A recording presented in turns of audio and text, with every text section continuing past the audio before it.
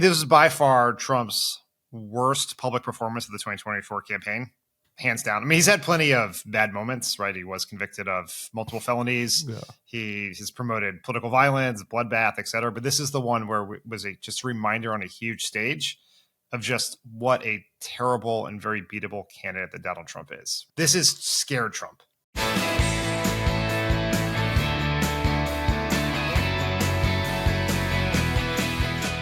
Hello and welcome to the Bulwark Podcast. I'm your host, Tim Miller. Democracy's hot streak at the craps table is continuing. This morning, Wall Street Journal reporter Evan Gershkovich, dissident politician Vladimir Kara-Murza, and ex-Marine Paul Whelan were released as part of a prisoner swap with Russia.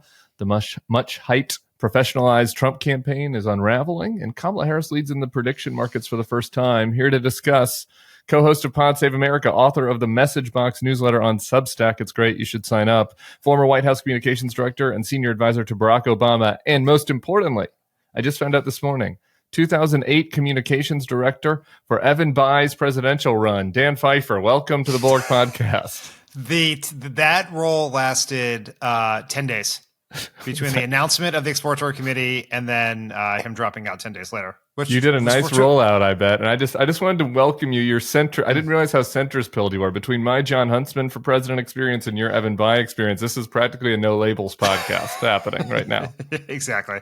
Welcome aboard. Happy to have you. Much to discuss. I want to read to you a headline. I know you're a big fan of the work that our friends at Politico do. The day is July 18th, 2024. So 13 days ago. Politico. A changed Trump, ? Some allies detect an existential shift after the shooting. Here's the changed Trump yesterday in an interview with 3 black journalists at the National Association of Black Journalists Conference in Chicago. Let's take a quick listen. How do you define DEI? Go ahead. How do you define diversity, equity, inclusion? Okay, yeah, go ahead. Is that what your definition? That is give me a definition the words then. Would you give me a definition DEI. of that? Give me a definition of Sir, that. I'm asking you a question, No, a very direct question. Define it for me, if you would. I just defined it, sir. Do you believe that Vice President Kamala Harris is only on the ticket because she is a black woman? Well, I can say, no, I think it's maybe a little bit different. So I've known her a long time indirectly, not directly very much. And she was always of Indian heritage, and she was only promoting Indian heritage. I didn't know she was black until a number of years ago when she happened to turn black, and now she wants to be known as black. So I don't know, is she Indian or is she black? She is all. Focus like a laser beam message there, Dan.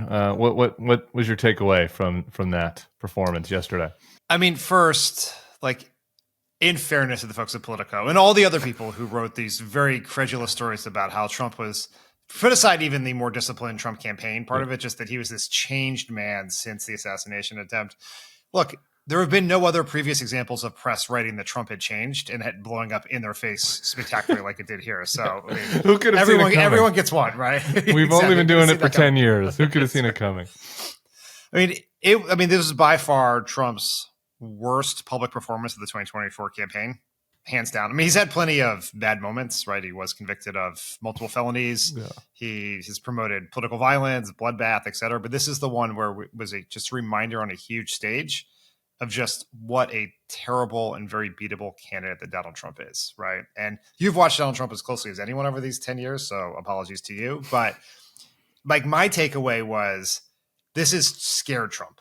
This is when he feels backed into a corner. He doesn't really know what's going. He doesn't feel in control. And he is clearly dealing with the fact that 13 days ago, he thought he was cruising for a landslide against Joe Biden. And now he has no idea what this race is, how to beat Kamala Harris, how to talk about her. And it was actually, frankly, quite gratifying.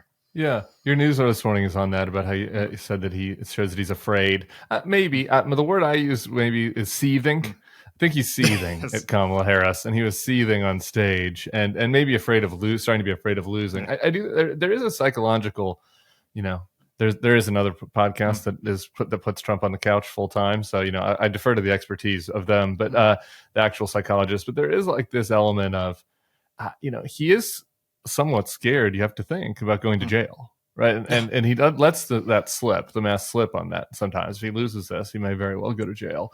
And there was a period of time where that risk started to seem low, right? And he seemed a little bit, more lighter. In both his speeches and his interviews, and he hasn't done a lot of hostile interviews like this.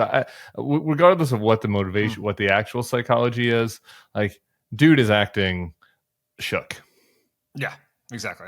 I was just going to say, my question is, so if we grant that he shook, I do wonder also, like, there's a strategic element to this, right? Like, this was not, when I was watching it live, I thought this was him just blurting this out. But in the intervening 24 hours, now they had a image at the event on the big screen in Harrisburg last night about how Kamala Harris is Indian American.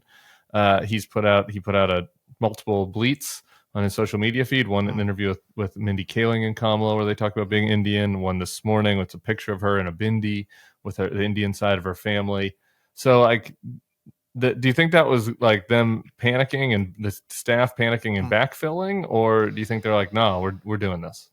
I probably a little bit of both. Yeah. I think you can sort of I sort of always view Trump's brain like sort of like as you see Homer Simpson thinking, right? It's like from A to B to C, where it's in his head he's like, I was doing well with black voters, right? Relatively, but I was doing well with black voters. They are a target of the campaign. Joe Biden was white, Kamala Harris is black. She's now doing, according to the polls we've seen, better than Joe Biden was doing with black voters. So my strategy will be to tell people she's not black, right? Like, that's just how his like brain works. I don't think it's not a very effective strategy. I think there is was probably a more, and I use this term very loosely, subtle strategy of trying to make her seem like a phony that they want to do. But he just, subtlety is not something that he has capacity for. And now they're doing a little bit of, we saw this all the time when he was in the White House, where he was like, would tweet out some sort of policy, and then they would try to create, they would love it, used to call these intellectual Zambonis who would go along afterwards trying to explain it. And I think there's a little bit of this where they're like, oh, this wasn't a complete disaster. He didn't like melt out on stage. This is part of a plan, and here's the plan.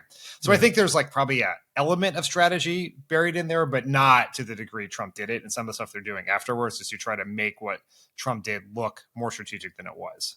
Yeah, I mean, the phony part of it, J.D. Vance was asked about this last night. Now, you would think that given that J.D. Vance's children are both white and Indian, he would understand the concept of how somebody could be both Indian and black, or both Indian and white. But he did not choose to educate his new boss on that point. Instead, he did the phony attack on Kamala, which I think is conceivably more effective, where he does Kamala grew up in Canada. Yeah. She lived in Canada with her academic parents, and she's doing this fake Southern black accent in Georgia. Now, how effective is that really? Again, normal people understand that, after, when you sometimes go in the South, this happens to me. Occasionally my drawl comes out, but still, like, maybe that phoniness attack is better than you ain't black. Yeah. I mean, maybe. Maybe. It's also just, this is also sort of when you exist entirely in the right-wing MAGA bubble, is, tens of millions of Americans identify as biracial, right? That is their identity.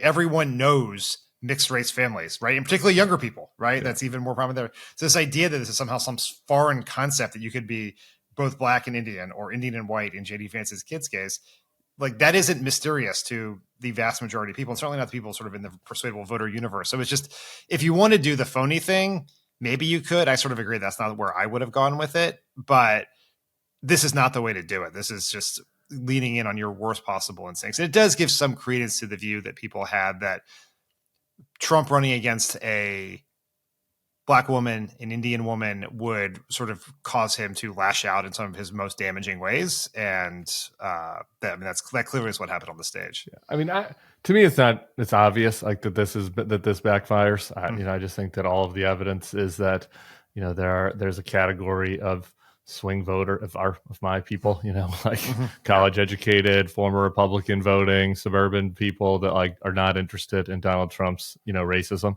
and that turns them off. And, maybe some of those folks were particularly, soft on Biden for various reasons. This could thrust them back into Kamala's. Like, to me, I think it's an obvious loser, but just to challenge our priors. And the two pushbacks I've seen on this is, one, from people on the left saying that like raising the salience of race in this campaign is bad for Kamala.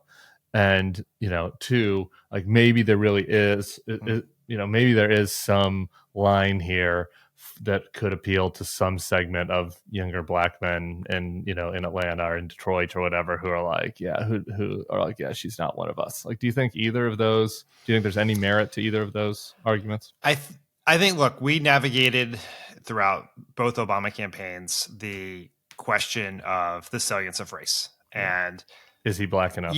Mixed race. So that's right. There's two questions, right? It's just whenever the conversation was race, it became messy, right? But there's also this thing is you're kind of overthinking it because Kamala Harris is black, Barack Obama was black. No one's going to be surprised by that fact, and so you can sort of like there's this big sort of infamous debate around the 2008 convention speech, which was happening around the anniversary of the March on Washington. And there was this debate among some on our consulting team who are not podcasters that Obama should not mention it because that would be raising the salience of race. And Obama and Favreau and a bunch of other people were like, that's absurd, right? Everyone knows he's black, right? It's like no one's gonna be surprised by that. So I don't think that hot streak for the podcasters, for the self-important podcasters being correct. They were right in 2008. They were right in July of this year. Man, I don't know. Do you guys have any misses? Do you have any misses that you'd like to reflect on?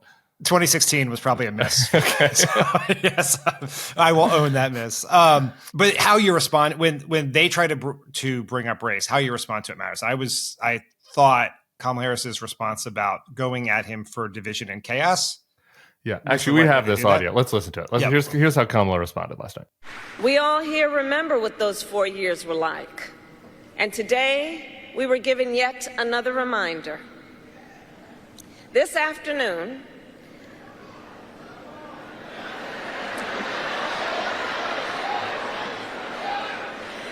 Donald Trump spoke at the annual meeting of the National Association of Black Journalists. And it was the same old show. The divisiveness and the disrespect. And let me just say, the American people deserve better. The American people deserve better. The American people deserve a leader who tells the truth, a leader who does not respond with hostility and anger when confronted with the facts. We deserve a leader who understands that our differences do not divide us. They are an essential source of our strength. I thought she was going to say we're tired of the same old shit. I could have used that instead of same old show when she started to say shh. Besides that, I thought that was effective. What was your take on how she responded to it? Yeah, I thought that was very good. Right, I thought it was where you are driving the story and keeping it in the news for another couple hours. There, you propel the news cycle forward without really trying to. Donald Trump wants to pull you into a debate here, and she avoids that, and she pivots back to her message that he's division. He's chaos. He's the past, right? And I think that's actually one of the more damaging parts of how Trump talked about this. He really seems like an old guy who doesn't get it. And that you could get away with that running against Joe Biden. You can't really get away with that running against Kamala Harris. I thought it was a good response. Yeah, we talked to Palmieri on Friday's pod about this, and just from her Hillary context. I'm interested in your kind of view from the Obama context. And she thought that maybe I'm putting words in her mouth. Maybe at times there was a little bit too much of an instinct to say, oh, that's misogyny, oh, that's sexism, rather than just kind of letting the obvious racism or sexism be there and going back on offense, maybe subliminally hitting on that while sticking on the message. And that seems to be what she was doing last night. And I assume you have the same view.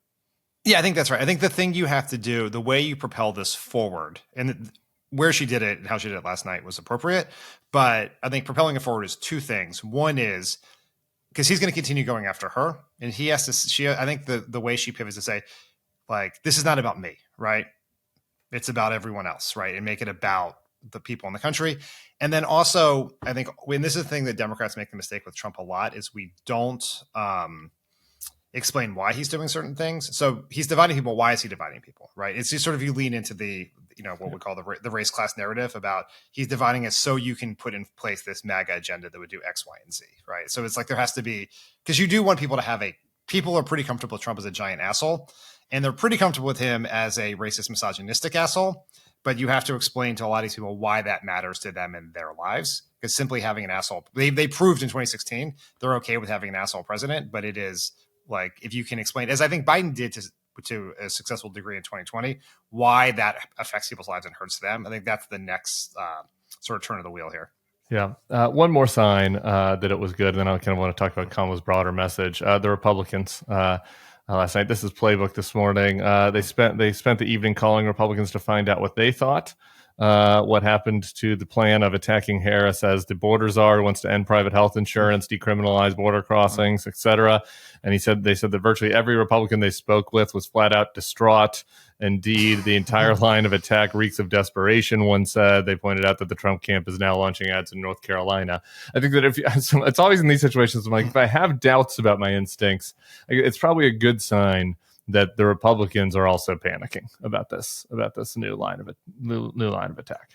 I just think, as a general rule, if Tommy Tuberville thinks your attack was too racist, you've gone too far. Tuberville is in there going, I'm not going to touch that. I'm not going to touch that. I have a free line I'm trying to give out to Mitt Romney, which is that, that Trump should understand, as somebody that is part Oompa Loompa and also part white, that you can be both at the same time. You can be both orange and white, just like you can be both black and brown. All right, let's talk about Kamala's message. Alex Thompson at Axios this morning has this out. Since you're the message box guru, I want your take.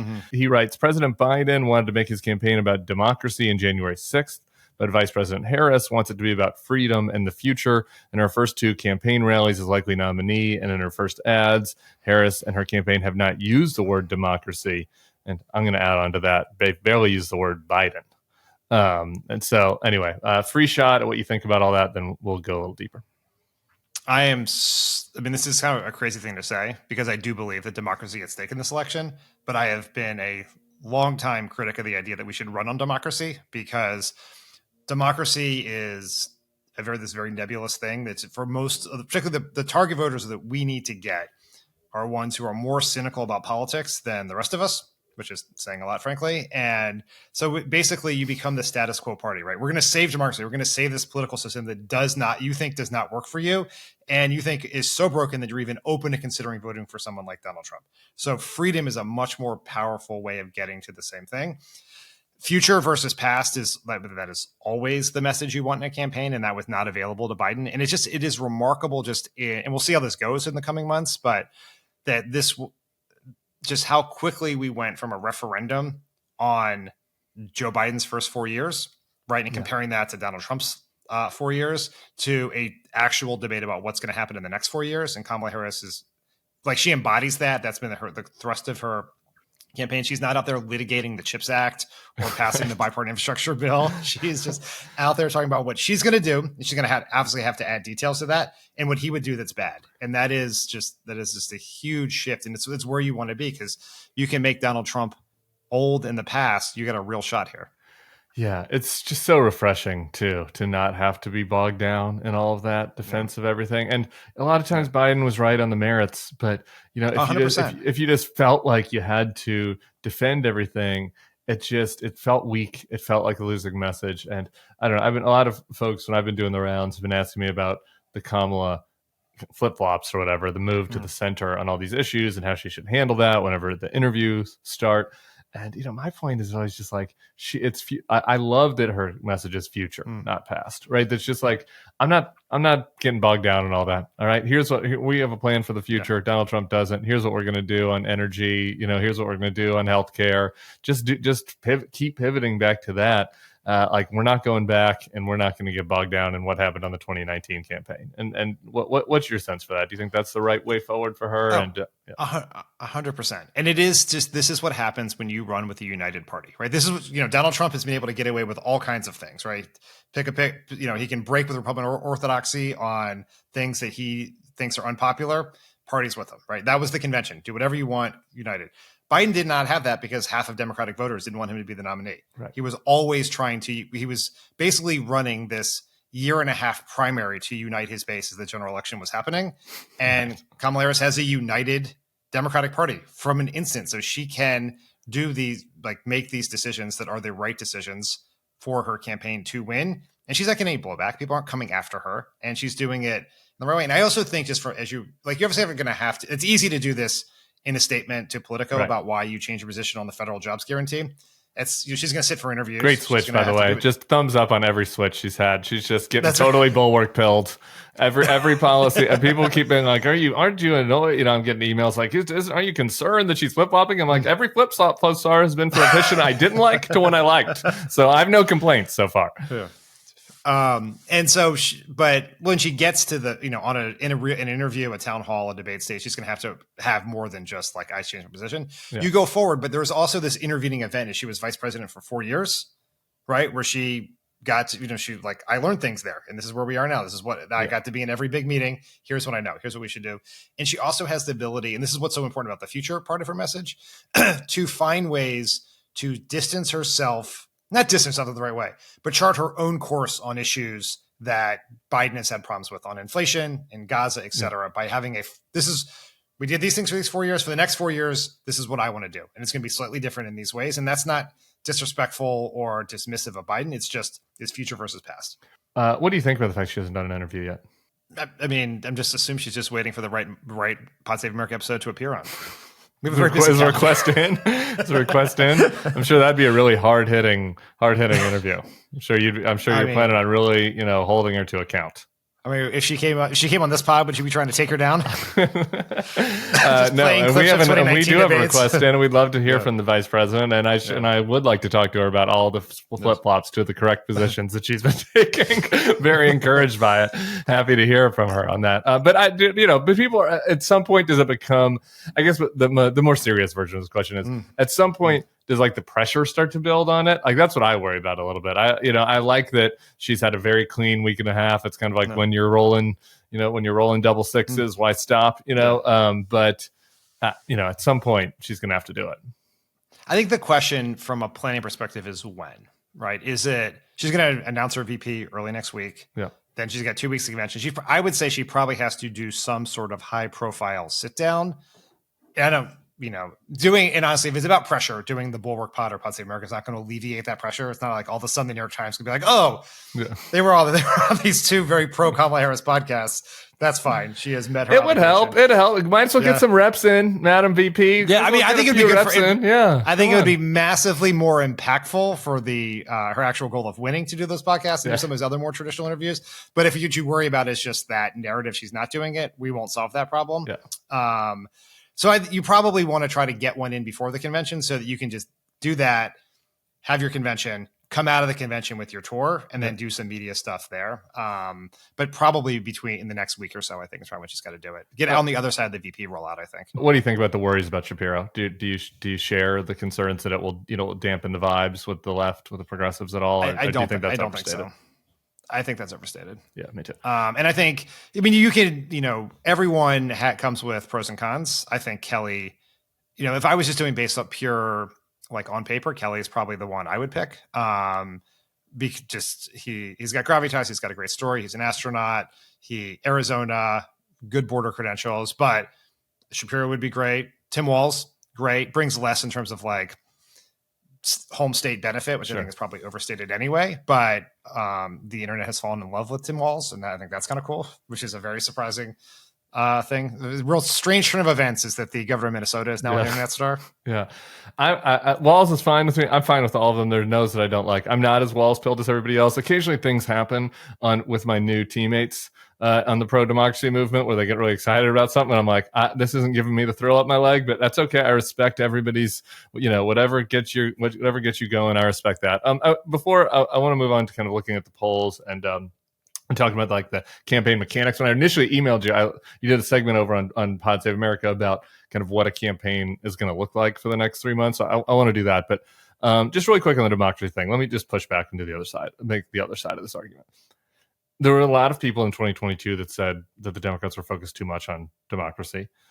it ended up working. Like maybe not democracy as a highfalutin principle, but like the idea that these people are crazy, they're anti-democracy, they're a threat, along with they're a threat to your rights for women, with the overturn of Roe, like those two paired together worked.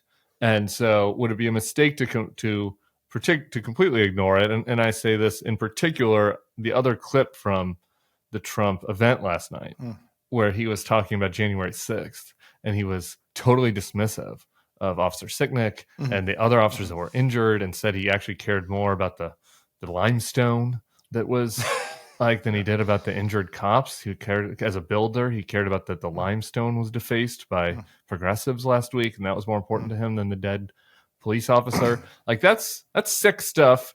And I think there's a certain type of people, if you look at Arizona, the John McCain voter, that appeals to. So is there an argument that you shouldn't totally abandon that?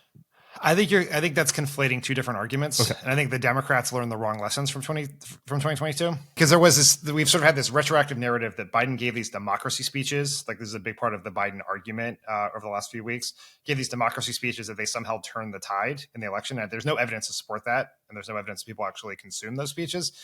That election was about abortion and extremism. Excuse me. Your listeners consume those speeches. The listeners of the Bulwark podcast loved the blood red Biden speach. I do think they're already voting for Democrats in the midterms, probably. Yes. But Right. I wasn't going to speak to your listeners. I know our listeners were they did not need one democracy speech to flip from Dr. Oz to John Fetterman. Like, that was not where we were. Okay. But the argument, the January 6th stuff is about extremism. Abortion is actually an argument about extremism, right? And I've seen this in a lot. I've seen this in your colleagues' focus groups. I've seen this in other private research. I've seen that Dobbs did unlock a view of Republicans as extremists that did not exist before, and so that there is a potent combination. And election truthing also is a piece of evidence of extremism. And that basically what Democrats successfully did is they put, in a time of high inflation and dissatisfaction with the incumbent president and the economy, they very successfully made an election about abortion, and they painted their opponents as extremism. Both those things are very available in this election, but that is different than saying we are doing this to save democracy, right? I think, and freedom is like, it's almost semantics, and I hate getting into like Frank Luntzian word choice here, but freedom is, I think, a much more resonant way of talking about the things that are at risk than this amorphous political system. Yeah. I'm basically with you. And I also think that if you look at the voters that are on there are two groups of voters that are really on the table here. And one is the least engaged voters, who are not, and that just is going straight over their head, the democracy stuff. I do think that there can be a niche, argument for the, some of my people in the Georgia burbs, the Kemp, Warnock voters, where you're talking about just Donald Trump's totally un-American attack on the country's principles and what happened on January 6th. But I think it's like a big thematic argument.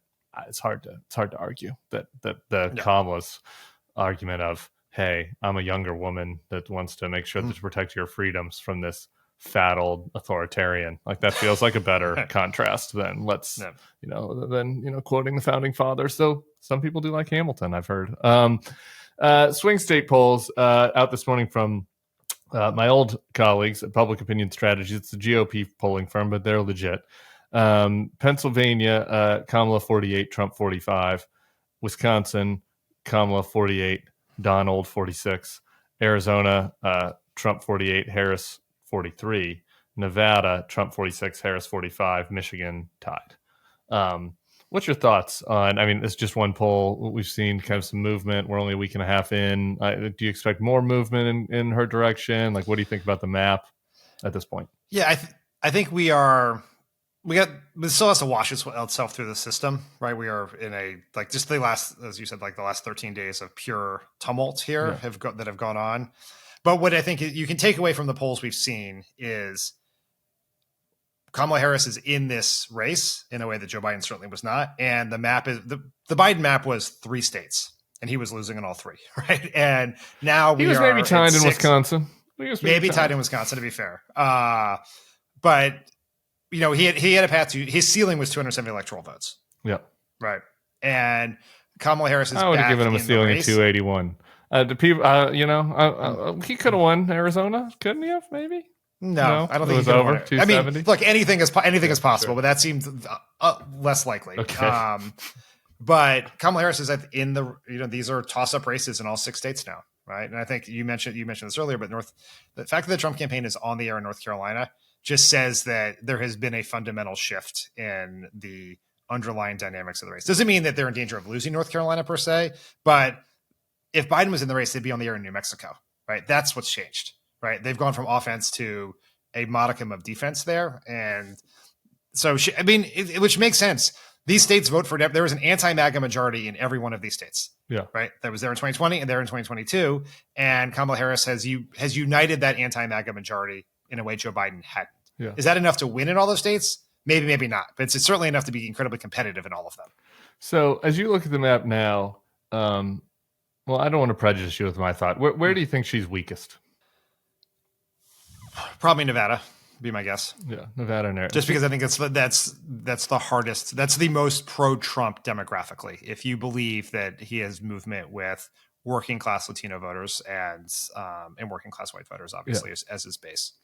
Yeah, and Arizona too, right? I mean, I guess if you look at the numbers, there's been some movement among Latino voters in the polls, in the national polls, but it feels like still the group that is a little bit dicey for her, right? Like it seems pretty clearly that she has already basically consolidated most of Biden's weakness with young voters and black voters, and hasn't lost a ton, maybe just slightly. There was some evidence that she's moved maybe slightly down among older white voters. But I guess that's the question, which is that can she do well enough with Latino voters to carry Arizona and Nevada? Yeah, she's improved in with young voters based on some of the points. She has gotten back to Biden 2020 margins. Yeah. Black voters, she is still not yet back to Biden 2020 margins. And we need to see more polling. We're looking at some real subsamples here, smaller polls. With Latino voters, she has improved, but not yet that's probably where the largest delta is between her and the Biden 2020 margins among those 3 groups is Latino voters. So that obviously puts the states you mentioned a little more challenging than the ones where you can get there with young voters, high black support, high black turnout, and, suburban college educated whites, right? Which Georgia can get you. Yeah.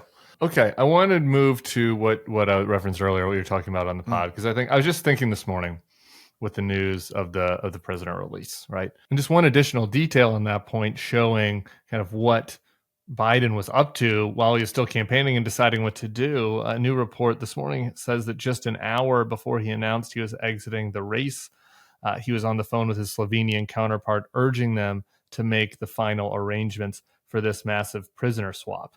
And you're thinking about what, like, behind the scenes, you had those 10 days on the Evan Bayh campaign. You've worked on a lot of presidential efforts. You worked at the White House with the president that's running for re-election. The advantage that she has on actual ability to campaign, I think, is pretty understated. Like you had with President Biden, he just wasn't doing that much. Like he wasn't. Yeah, there was that one anecdote that I keep coming back to in a New York Times story. It said that even after the debate, he had only called over 10 days, like 20 members of Congress or something, 2 calls a day. On top of that, he had a real job to do. So, you imagine he's still on the campaign trail today, let's say, had he not dropped out. There's presidenting you have to do when you're doing a prisoner swap with 3 people. He's keeping a lighter schedule to stay rested. She doesn't have to worry about any of that, right? Like she can be fully focused on this in candidate time. So I just for listeners that maybe haven't been on a campaign, talk about what that actually means. Yeah. So first it's just worth noting that running for president is a very hard job. Being president is much harder than that. And running for president while being president is nearly an impossible job. Right? Because nothing you have to do all that campaigning, and you still have to do all the meetings, all the foreign leader calls, all the sit room meetings, all the stuff that comes with the job. You still have to pass bills, sign declarations, all of that. And Biden obviously was not doing those things, right? He could not. Trump is not campaigning. It's so stipulated. He's barely campaigning himself. But Biden was being president and then he's not golfing. doing a lot of campaigning. He's sending out bleats on his social media feed. Yes. And he's doing 2 or 3 rallies a week. He's keeping a pretty leisurely schedule. Yes, he's not doing that much. The advantage of being vice president, I remember this in 2014. Biden visited he was vice president at the time, obviously. He visited 60 congressional districts to campaign, right? I mean, he was also quite popular back then and the one who was in demand, particularly in the South. Yeah. But he could do it because he was vice president, right? You have more freedom. And so I guess the question is, what does a normal campaign schedule look like? What does the candidate do? Is that what you're asking? Yeah, sure. Yeah, just walk through for people. What do we think? What's Thursday looking like for Kamala? I think Kamala's still in a little bit of a purgatory phase, but once we round the bend of the convention, when her campaign is fully up and running and fully staffed and she has everything she needs, you wake up in the morning. The first thing you do is you wake up in a hotel room somewhere in America, right? Probably in one of those 6 states we've just mentioned.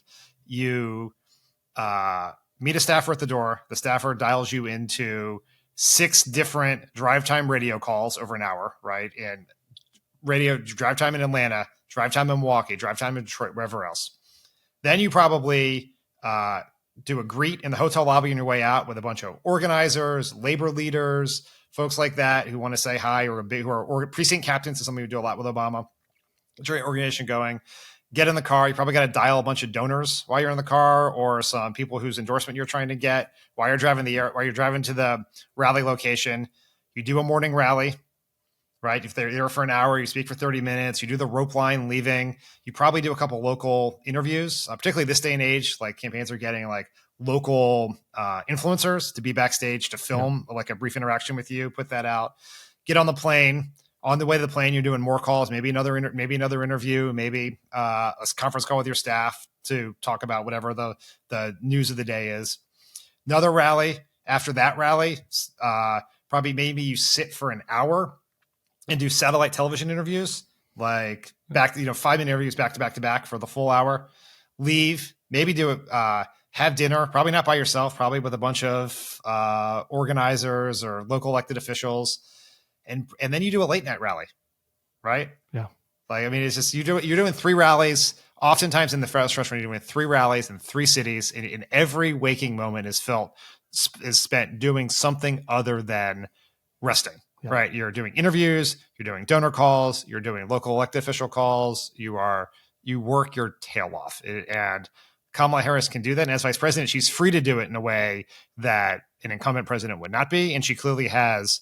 She's young enough and has the energy and stamina to do it in ways that Donald Trump does not. No, and that was another thing that was neutralizing, a Trump weakness, right? That's time. Yeah. He's an old fucking man. He's an old ass man. He doesn't want to do all that stuff. It does take me back to a question I meant to ask at the beginning. Why do you think he did the National Association of Black Journalists interview at all? I think they thought they were running against Joe Biden when he agreed to do it. They have this theory about that Donald Trump can win enough black voters to keep in this case Biden from winning the battleground states, and it's a symbolic move, right? I remember in 2000 when I was working for Al Gore 100 years ago, and George Bush went to the NAACP, right? And it was the point was showing up. He got a ton of coverage for doing it. He got that too, you get 100 times more coverage as a Republican going to the NAACP than a Democrat, right? It's like Obama had a version of this going to a mega church, right? And so the idea was he would do it. I don't think it was particularly well thought out because it was going to be an on-stage. If it was a speech, that makes perfect sense. Yeah. Right. They figure Harris Faulkner's there. And probably at the end, they just were like, it's going to look horrible if we back out. Right. Yeah. Yeah. They got sort of stuck to it. I think it was an idea on a whiteboard in theory that was not particularly well thought out, but I understand how they thought it fit with their voter targeting strategy. Just the execution of it was never going to be great given he's not good in interviews, and these are going to be tough interviews. And then you add on to the fact that he was already sort of reeling and acting like a lunatic because of the change in the race. It looked grumpy terrible. And seething, and you have these 3 women who kind of are a stand-in for Kamala and his racist head, probably a little bit. What a bad idea. Speaking of that outreach to the other side and how that gets you attention, one of the other things that was not happening, this was publicly reported, and I can maybe show a little more leg than I was at the time because conversations were private, but Biden was not reaching out to top Republican types, right? I mean, Chris Christie said this publicly, so I'm not revealing anything on that. Chris Christie was he hasn't called me. which is insane to me. But again, when you go through that schedule that you were talking about with the vice president, it's just like, okay, well, if she's able to do 40 calls in a day, a lot more room to do this. If somebody's doing 4, and you got to call big donors, you got to call labor leaders, whatever. There's not room for Chris Christie in the schedule. So I do wonder, just like sometimes I worry that maybe I'm overstating this. Like, how important do you think it is, looking ahead to the convention, that the Harris campaign gets some validators from either Trump administration world, never Trump world, former Republicans, that type of thing? Does that sort of thing that's maybe only the pundit class cares about, or do you think that matters? No, I think it matters, right? I mean, look, everything matters in a race that's likely to be as close as this. But that was the strangest thing about Biden. They were very good at that in 2020, right? Yeah. Kasich spoke at the convention. Cindy McCain spoke at the convention. Yeah. There was a real effort to create this permission structure for your listeners, your people, to feel okay with Joe Biden in a way they wouldn't with other Democrats potentially. Yeah. And there is still this universe of Nikki Haley voters, right? Who I don't think most of them can identify Nikki Haley in a lineup, but are Republicans dissatisfied with Trump, that you can go get, and you can get validators to do that, right? Chris Christie would be good for that. I mean, Liz Cheney, like all of these people, right? He finally got Adam Kinzinger's endorsement, but having some of that at the convention to mix it up. And I think it's probably even more important for Kamala Harris, who was undefined. Joe Biden at least brought to bear a, multi-decade view of him as a sort of moderate, compromising Democrat. She's undefined. There's a greater hurdle for a candidate of color on that dynamic. And so I think it'd be very valuable for her to do that and have one of these people, if she possibly could, speak at the convention in a way that voters would actually see, whether that's Liz Cheney or Chris Christie or something like national Mitt security Romney. For me too. Yeah. Mitt, or, you could even, if a politician, you're not getting a Mark Esper, a Condoleezza Rice, somebody to kind of bolster the national security side of things. All right. Any other thoughts about the convention? Something you want to see, what you don't want to see? I think it's going to be a fun convention, an excited convention, which has been we haven't had that in a very long time. 2016 was pretty divided and filled with all kinds of 2016 primary acrimony. 2008 was amazing. 2012 was amazing. I think this, based on that rally in Atlanta the other night, this is going to be be hot. A very, very fun. I'm excited to be there. I want her to throw in. I want her to give the heads one coconut line. Just give us the coconut thing one time at the convention. I think it would blow the roof off. It'd be like the Michael. Oh, for sure. It'd be like the 1992 Michael Jordan. Where how the Bulls did the intros. Do. Maybe they should do that. Like the Bulls intro in Chicago. Okay, those are my ideas for you on the convention side. Final question for Dan. I was in the Crooked Media store today, and I noticed there's a big discount on one item. It's a hoodie. For the YouTube viewers, we'll put it up on screen here. It's a hoodie that says "Yes, we Dan." Yes, we Dan. It was $55 down to $22 now as a hoodie. Is that something that, did you approve that item, or what? Why do you think that's so highly discounted? It's been out for a while now, and I'm surprised it's discounted. But did I approve it? It was made, designed, and basically almost put in the store before someone asked me about it. At which point I felt sort of obligated for it, and there were t-shirts and mugs as well. Okay. We have the mugs in my house because at a later time in life, I want to be able to explain to my children this very weird period in time when a not particularly attractive picture of my face was on a mug, and why that was. But look, if any folks who are particularly moved by this interview want to go to the Crooked store and buy some of that Yes We Dan merch, I highly recommend it. Okay, great. This is the moment. Grab it while it's hot. Yeah. The shelves might be emptying. Only $22. Only a couple sizes available. But give that a check. Dan Pfeiffer, thank you for doing this. This is your first time, right? You never did, Charlie. First time. This is my first time on any Bulwark podcast. First time on the Bulwark podcast. It's so good to have you. And now that I know you have Evan Bayh in your resume, you'll be back soon. You're among your people. Thanks so much. We'll be talking to you soon, brother. All right. Thanks to Dan Pfeiffer. Coming tomorrow, George Conway. He explains it all to me this time. We'll see y'all then. Peace.